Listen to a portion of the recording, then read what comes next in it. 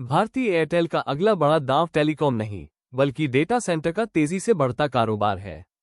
18 देशों में, जिनमें भारत, श्रीलंका और अफ्रीका के कई देश शामिल हैं, टेलीकम्युनिकेशन सर्विस देने वाली इस बड़ी कंपनी, लार्ज कैप कंपनी, के शेयरों पर लोगों की नजर थी।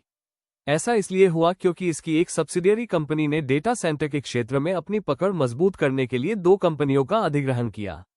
12,16,059 करोड़ रुपये के मार्केट कैपिटलाइजेशन वाली भारतीय एयरटेल लिमिटेड के शेयर लगभग 1,949 रुपये प्रति शेयर पर ट्रेड कर रहे थे, जो इसके 52 हफ्ते के उच्चतम स्तर 2,175 रुपये प्रति शेयर से 10% कम है। एनएक्स्ट्रा, एयरटेल का डिजिटल इंफ्रास्ट्रक्चर डिवीजन, भारतीय एयरटेल का डेटा सेंटर डिवीजन, एनएक्स्ट्रा, भारत के 66 शहरों में 230 मेगावाट क्षमता वाले 15 हाइपरस्केल डेटा सेंटर चलाता है। इन्हें 390 मेगावाट से ज्यादा रिन्यूएबल एनर्जी और एयरटेल के बड़े टेलीकॉम नेटवर्क का सपोर्ट मिलता है। इसकी फैसिलिटीज आई और एचपीसी के लिए तैयार हैं और हाई डेंसिटी कंप्यूटिंग के लिए एयर और लिक्विड कूलन को सपोर्ट करती है।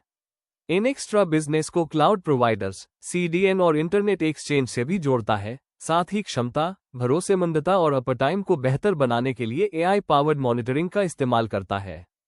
एनएक्स्ट्रा ने अपने डेटा सेंटर का दायरा बढ़ाया। भारतीय एयरटेल की पूरी तरह से अपनी सब्सिडियरी कंपनी एनएक्स्ट्रा डेटा, जो डेटा सेंटर चलाती है, ने रोचक सिस्टम्स प्राइवेट लिमिटेड और रोविजन टेक हब प्राइवेट लिमिटेड नाम की दो कंपनियों में से हर एक में 85% हिस्सेदारी खरीदने का समझौता किया है। ये डील एक या ज्यादा चरणों में पूरी की जाएगी, जो डिजिटल इंफ्रास्ट्रक्चर की अपनी सेवाओं को बढ़ाने के प्रति कंपनी की प्रतिबद्धता को दिखाता है।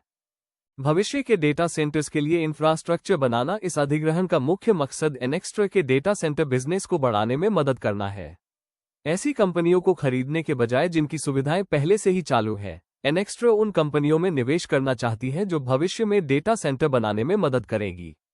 इससे साफ पता चलता है कि एनएक्स्ट्रा अपनी भविष्य की जरूरतों के लिए पाइपलाइन इंफ्रास्ट्रक्चर तैयार करके एक लंबी अवधि की रणनीति अपना रही है।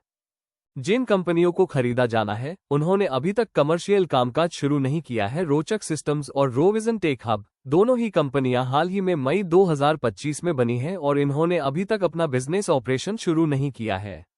दोनों कंपनियों ने जो बिजनेस प्लान बनाया है, उसमें डेटा सेंटर बनाने के लिए जमीन तैयार करना शामिल है। इसलिए इस स्टेज पर इन्हें कमाई करने वाले बिजनेस के बजाय इंफ्रास्ट्रक्चर सुविधाएं कहा जा सकता है। इन कंपनियों को खरीदने से एनएक्स्ट्रा अपने भविष्य के डेटा सेंटर बनाने के लिए इन प्रोजेक्ट्स का इस्तेमाल कर पाएगी। बहुमत हिस्सेदारी से लंबे समय में विस्तार को बढ़ावा मिलेगा। इस समझौते के तहत एनएक्स्ट्रा एक या ज्यादा किश्तों में दोनों कंपनियों में 85% तक हिस्सेदारी हासिल करेगी। इस व्यवस्था से एनएक्स्ट्रा को भविष्य के इन इंफ्रास्ट्रक्चर प्रोजेक्ट्स में बड़ी हिस्सेदारी और कंट्रोल मिलेगा। ये तरीका डील को पूरा करने में लचीलापन देता है और साथ ही इन प्रोजेक्ट्स को एनएक्स्ट्रा के डेटा सेंटर ऑपरेशंस के विस्तार की योजना में शामिल करने में मदद करता है। गोपनीय मूल्यांकन के साथ कैश डील, ये लेन देन कैश के जरिए किया जाएगा और दोनों पक्ष आपसी सहमति से तय करेंगे कि लेन देन का मूल्यांकन कैसे किया जाए।